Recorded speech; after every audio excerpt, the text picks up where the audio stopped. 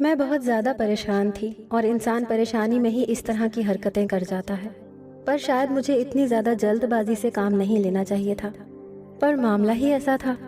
جب سے مجھے پتا چلا تھا کہ وہ لڑکی میرا مسئلہ حل کر سکتی ہے، میں اسے پاگلوں کی طرح تلاش کر رہی تھی اور بالآخر مجھے اس کا پتہ مل گیا تھا۔ میرے ہاتھ پاؤں کانپ رہے تھے اور میری آنکھوں سے بھی آنسو آ رہے تھے۔ میں اپنے شوہر سے بے وفائی نہیں کرنا چاہتی تھی، پر شاید اس کام کو کرنے کے بعد میں بے وفا نہیں کہلاتی۔ پر اگر یہ بات میرے شوہر کو پتہ چل جاتی تو وہ میری بات کو کبھی نہیں سمجھتا، بلکہ شاید مجھے اپنی زندگی سے نکال دیتا۔ پر میں آگے بڑھ گئی کیونکہ آج میں بہت زیادہ مجبور تھی۔ پر جب اندر داخل ہوئی تو سامنے کا منظر دیکھ کر حیران رہ گئی، کیونکہ وہاں کوئی عورت نہیں بلکہ آرٹ۔ میرا نام سلمیٰ ہے۔ میں اپنے ماں باپ کی اکلوتی اولاد تھی۔ جب میں 16 سال کی ہوئی تو میرے ماں باپ میری شادی کرنا چاہتے تھے۔ ان کو شادی کی بہت جلدی تھی اور ان کی نظر میں ایسا رشتہ سب سے اچھا تھا جس میں لڑکے کی نوکری اور تنخواہ پکی ہو کہ وہ اپنی زندگی اچھے طریقے سے گزار سکے۔ میرے ماں باپ نے ایک ایسے رشتے کے لیے ہاں کر دی جس میں لڑکا باہر کے ملک ہوتا تھا اور 2 سال میں اسے صرف 1 مہینے کی چھٹی ملتی تھی۔ اس کے علاوہ وہ 10 سال تک واپس نہیں آ سکتا تھا، یعنی مجھے میرے شوہر کی زندگی کا مشکل سے 1-1.5 سال ہی ملنے والا تھا، جبکہ میری اپنی زندگی کے 10 سال ضائع ہو جاتے۔ میں تو شادی نہیں کرنا چاہتی تھی اور ایسے لڑکے سے تو بالکل بھی نہیں۔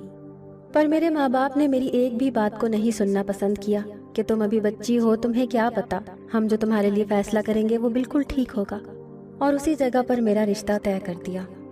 میں بہت زیادہ پریشان رہتی تھی۔ شادی سے پہلے ہی مجھے یہ لگنے لگا تھا کہ میری زندگی برباد ہو گئی ہے، میری زندگی وہاں بالکل بھی اچھی نہیں گزرے گی۔ میرے شوہر کا نام سرمد تھا۔ وہ دیکھنے میں بہت خوبصورت اور اچھا انسان لگتا تھا، لیکن شادی کے لیے بھی وہ صرف 10 دن کی چھٹی لے کر ہی آیا تھا، جس میں سے 5 دن پہلے ہی گزر چکے تھے۔ اس کا مطلب کہ وہ ولیمے سے 2 دن بعد واپس جانے والا تھا۔ میں تو یہی سوچ کر یہ دن گزارتی رہی کہ وقت گزر جائے گا اور میرا شوہر مجھ سے دور چلا جائے گا۔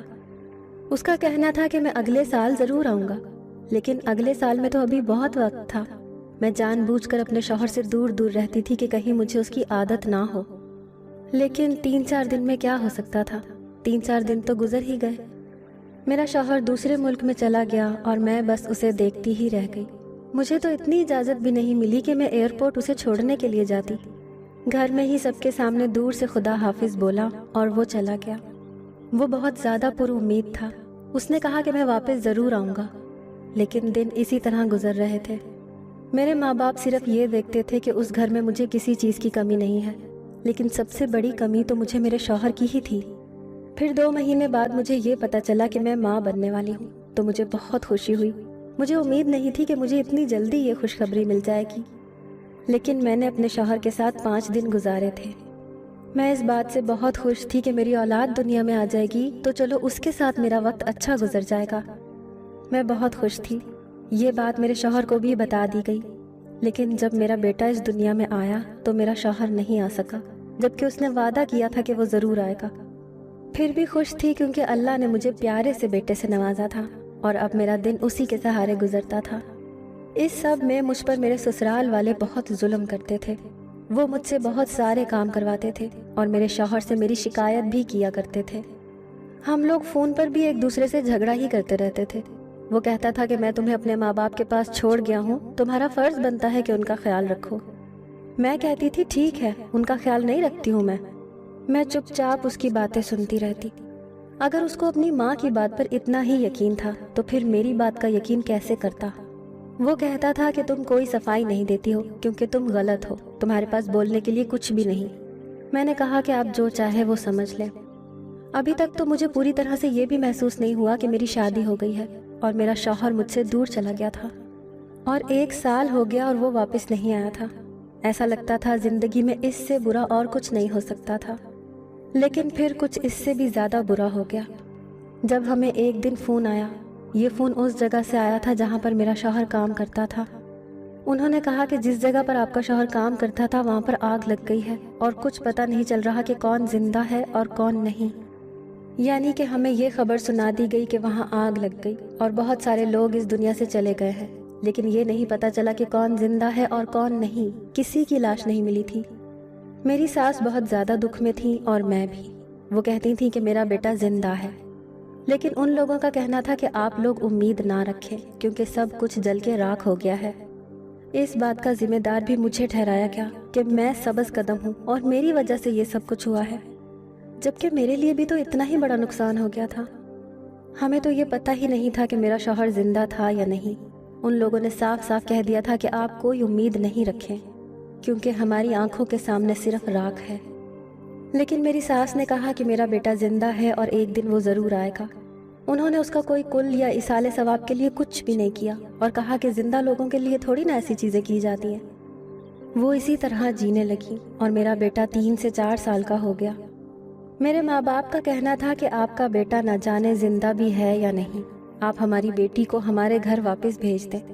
पर मेरी सास का कहना था कि ये मेरे बेटे की बीवी है, मेरा बेटा मरा नहीं है, हमने उसकी लाश नहीं देखी है, तो हम इसको कैसे भेज सकते हैं, ये यहीं रहेगी, ये बच्चा भी मेरे बेटे का है।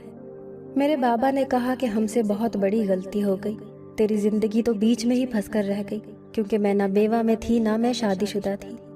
मेरे बाबा किसी से फतवा लेकर आए जिसके मुताबिक अगर इस तरह से शौहर लापता हो जाए कि वो कहीं से मिल ना रहा हो और पता भी ना हो कि वो जिंदा है या मुर्दा, तो औरत को 4 साल तक इंतजार करने की इजाज़त है।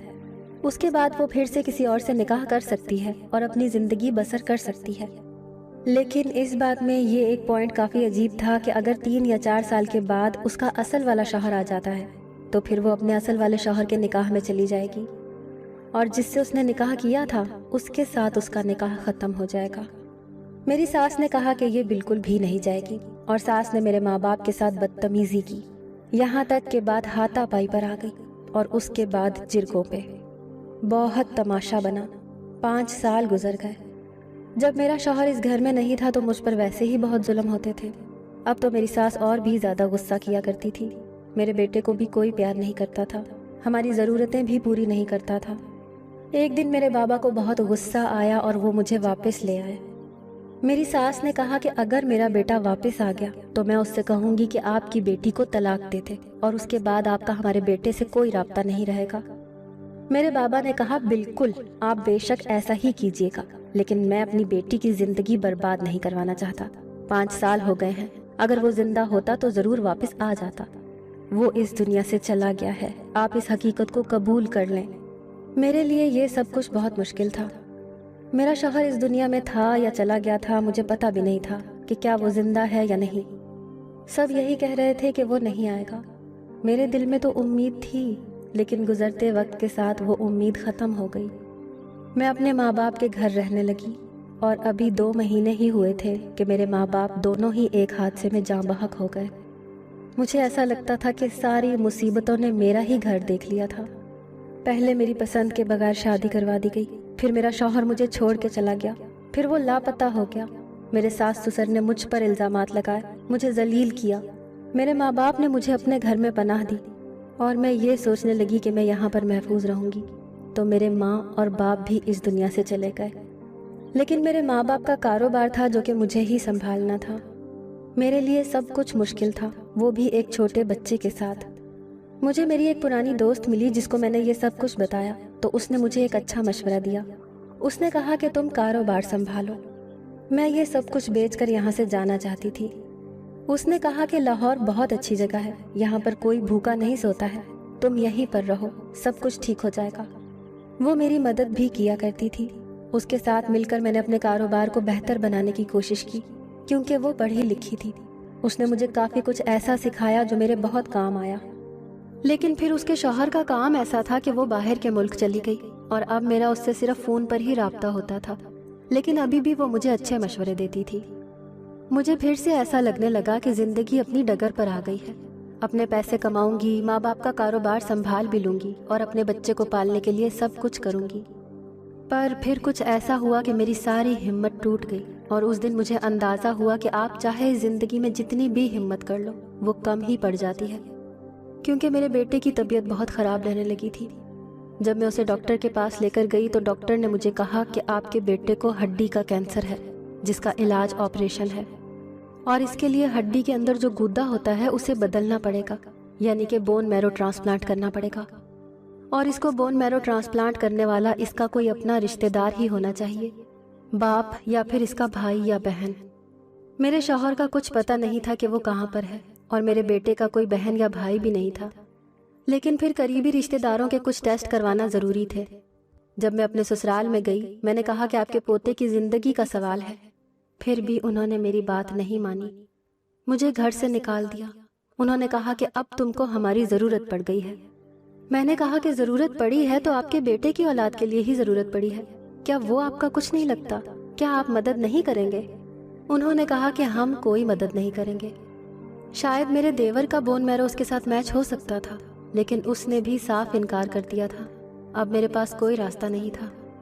मुझे डॉक्टर ने कहा कि आपके बेटे का कोई भाई या बहन होती तो फिर हम आपके बेटे को बचा सकते थे, लेकिन अब हमारे पास कोई रास्ता नहीं। हम कोशिश करते हैं कि शायद इत्तेफाक से इसका बोन मैरो किसी और के साथ मैच हो जाए तो इसका ऑपरेशन हो जाए, लेकिन ऐसा होना तकरीबन नामुमकिन था क्योंकि मेरे बेटे के पास ज़्यादा वक्त नहीं था। मैं जगह जगह फिरती थी, बार बार डॉक्टरों के पास जाती थी, लोगों से टेस्ट करवाने की मिन्नत करती थी। मैं कहती थी मैं अपना सब कुछ बेच दूंगी, लेकिन आप मेरी मदद करें। और सच तो ये था कि वाकई मुझे अपना सब कुछ बेचकर ही अपने बेटे की जान बचानी थी। अगर मुझे सही डोनेट करने वाला मिल जाता तब भी। मुझे कहा गया कि अगर मैं अपने बेटे का कोई बहन या भाई पैदा करूं तो शायद उसका बोन मैरो मेरे बेटे के साथ मैच हो जाए, लेकिन ये सब मैं कैसे करती? मेरा शौहर मेरी ज़िंदगी में था ही नहीं। मैंने ये बात अपनी दोस्त को बताई और उसने कहा कि अल्लाह एक दरवाज़ा बंद करता है तो दूसरा दरवाज़ा खोल देता है। आज ही खबरों में सुन रही थी कि लाहौर की एक लड़की ने एक ऐसी चीज़ ईजाद की है जो तुम्हारे काम आ सकती है। वो लाहौर कॉलेज में पढ़ती है और बहुत ज़्यादा समझदार है। उसकी ईजाद से सब लोग हैरान हो गए हैं। शायद वही तुम्हारी मदद करेगी और सब कुछ ठीक हो जाएगा। मैंने कहा कि उसने ऐसा क्या ईजाद किया है? तो मेरी दोस्त ने मुझे ऐसी बात बताई कि मैं हैरान रह गई। उसने कहा कि उसने एक ऐसी मशीन ईजाद की है जिसमें औरत बिना शौहर के भी बच्चा पैदा कर सकती है, और मेरे लिए आखिरी ऑप्शन यही था कि मैं एक बच्चा पैदा करूं, जबकि मेरा शौहर इस दुनिया में था या नहीं ये मुझे पता नहीं था। इसलिए मेरे मसले का हल तो शायद यही था। पहले तो मुझे इस बात पर यकीन नहीं आया, पर मेरी दोस्त ने कहा कि खबरों ने इस पर रिपोर्ट भी बनाई है, कोई झूठ नहीं है, बिल्कुल सच है।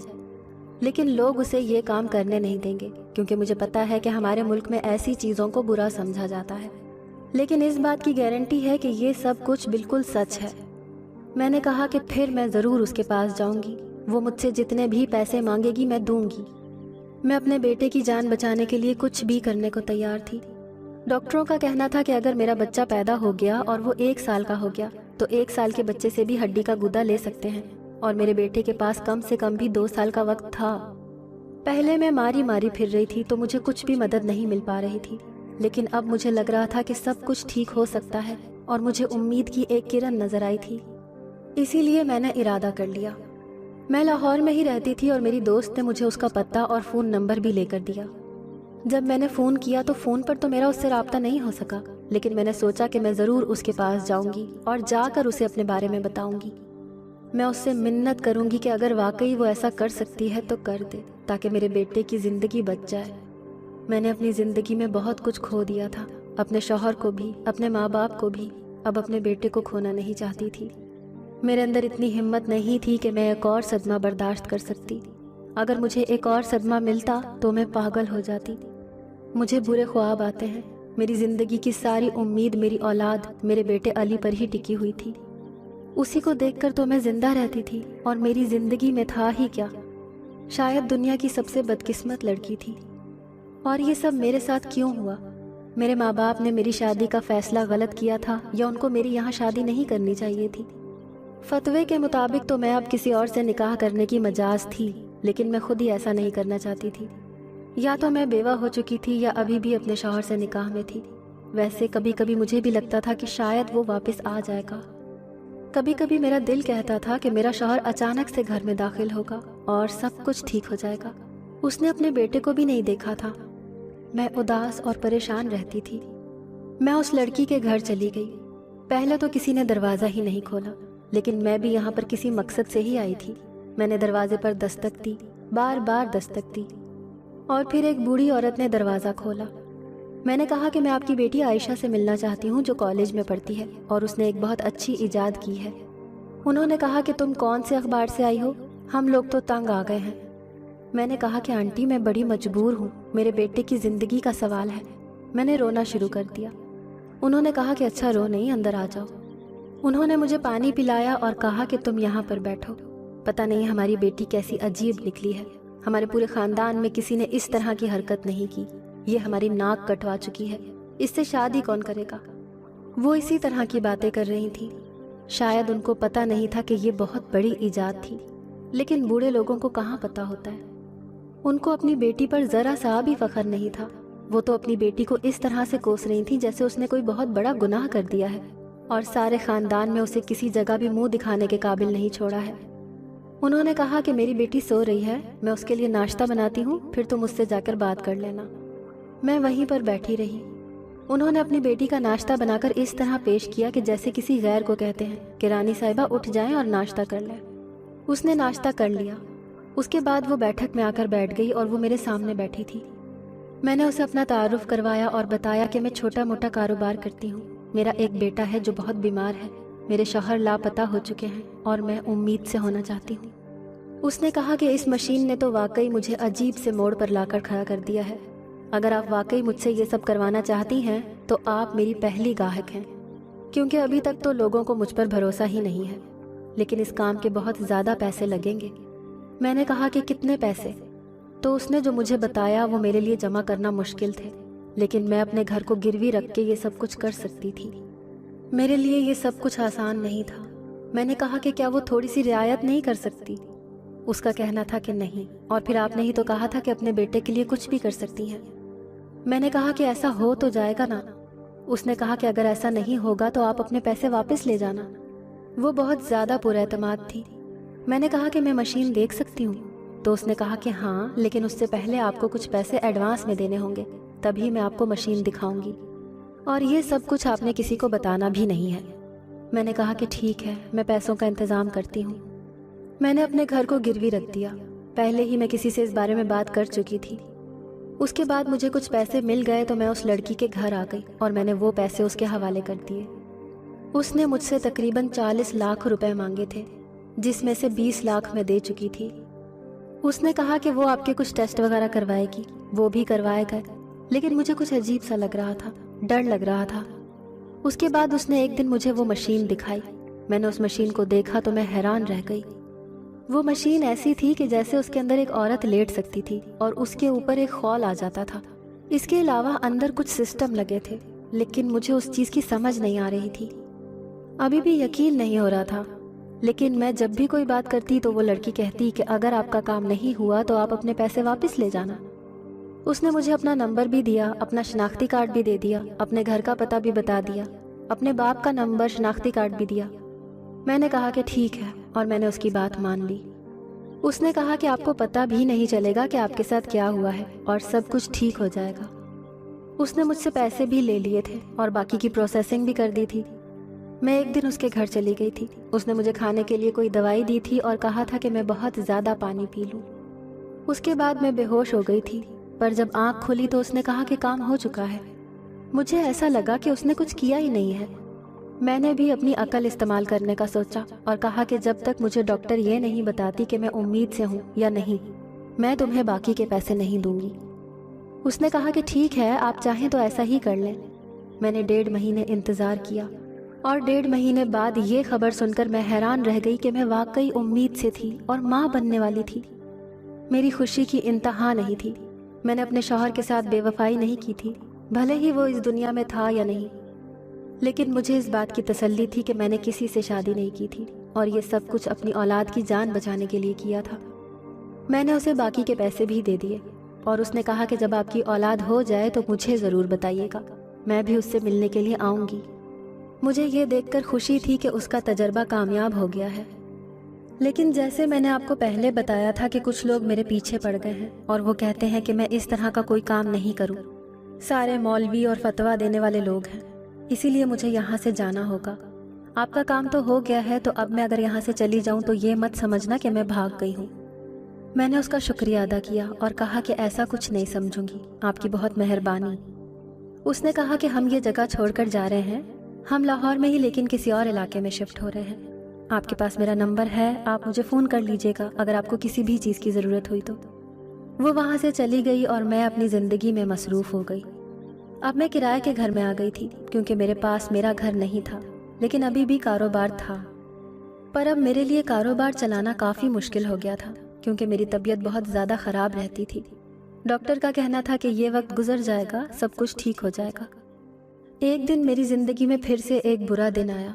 میرے بیٹے کی طبیعت بہت خراب تھی اور میری بھی۔ باہر بہت زیادہ بارش ہو رہی تھی، رات کا وقت تھا۔ مجھے خود بھی ڈاکٹر کے پاس جانے کی ضرورت تھی اور اپنے بیٹے کو ڈاکٹر کے پاس لے کے جانا تھا، لیکن سمجھ نہیں آ رہی تھی کہ یہ سب کچھ کیسے ہوگا کیونکہ مجھے تو کوئی رکشہ بھی نظر نہیں آ رہا تھا۔ اور ایسی حالت میں اپنے بیٹے کو گود میں اٹھا کے میں بارش میں کیسے ڈاکٹر کے پاس جا سکتی تھی؟ کیا ایسے مجھے کوئی ڈاکٹر مل جاتا؟ گھر کے دروازے پر دستک ہوئی۔ میں حیران رہ گئی کہ کون آیا ہوگا۔ جب میں نے دروازہ کھولا تو مجھے ایک وجود نظر آیا۔ میں نے دیکھا کہ یہ کون ہے، شاید میں نے پہچانا ہی نہیں۔ جب اس نے میرا نام پکارا اور وہ آگے بڑھ کر کمرے کے اندر آ گیا تو میں نے اسے غور سے دیکھا اور میرے قدموں تلے سے زمین نکل گئی، کیونکہ یہ کوئی اور نہیں بلکہ میرا شوہر تھا۔ میں بے ہوش ہو گئی۔ وہ مجھے ہسپتال لے گیا اور ہسپتال میں اس نے کہا کہ وہ زندہ تھا، لیکن میرے پاس نہ تو میرا پاسپورٹ تھا اور نہ ہی 1 روپیہ، اور میں کسی اور ہی علاقے میں پہنچ گیا تھا۔ واپس آنے میں بہت مشکل ہوئی مجھے، لیکن میں تمہارے پاس واپس آ گیا ہوں۔ میں نے سب کچھ بتایا۔ جب اس نے مجھے دیکھا کہ میں ماں بننے والی ہوں تو وہ حیران رہ گیا۔ میں نے یہ سب کچھ بھی بتایا کہ یہ کیسے ہوا ہے۔ میری طبیعت وہیں پر خراب ہو گئی اور اللہ نے مجھے ایک بیٹی سے نوازا۔ لیکن جب میری بیٹی تھوڑی بڑی ہوئی تو پتہ چلا کہ اس کی ہڈی کا گدا میرے بیٹے سے نہیں ملتا ہے، پر میرے شوہر کی ہڈی کا گدا میرے بیٹے سے میچ کر گیا۔ میرے بیٹے کا آپریشن ہو گیا اور وہ صحیح سلامت بچ گیا۔ میرے شوہر نے کہا کہ مجھے پتہ ہے تم نے بے وفائی نہیں کی ہوگی، لیکن جس طرح تم بتا رہی ہو اس طرح سے بھی نہیں ہوتا ہے۔ جب ہم نے تھوڑی تفتیش کی اور پتہ کیا تو پتہ چلا کہ اس لڑکی نے ایسی کوئی مشین نہیں بنائی تھی، بلکہ اس نے وہی عام کار کام جس کو ٹیسٹ ٹیوب بیبی کہتے ہیں، اس کے ذریعے ہی میرا علاج کروایا تھا۔ لیکن وہ 6 سے 12 لاکھ میں ہوتا ہے، جبکہ اس کام کے اس نے مجھ سے 40 لاکھ روپے لیے تھے۔ وہ اپنے گھر سے چلی گئی تھی اور جو نمبر اس نے مجھے دیا تھا وہ بند تھا۔ میں بہت زیادہ پریشان تھی اور ہارا ہوا محسوس کر رہی تھی کہ میرے ساتھ یہ کیا ہو گیا۔ میرے شوہر نے کہا کہ اس میں تمہاری کوئی غلطی نہیں ہے، یہ اولاد جس کی بھی ہے ہم اس کو پالیں گے، ہمیں نہیں پتا کہ اس بچی کا باپ کون ہے۔ میرے شوہر نے کہا کہ یہ سب کچھ اسی لیے ہوا کیونکہ میں یہاں پر نہیں تھا۔ اب چاہے مجھے محنت مزدوری کرنی پڑے پر میں تم لوگوں کو چھوڑ کر نہیں جاؤں گا۔ میں نے اپنے شوہر کا پورے 6 سال انتظار کیا تھا۔ اس کے دل میں میرے لیے کوئی خلش نہیں تھی۔ ہم ایک ساتھ رہتے ہیں اور خوش رہتے ہیں۔ وہ بچی بھی ہمارے پاس ہے اور وہی میری بیٹی ہے۔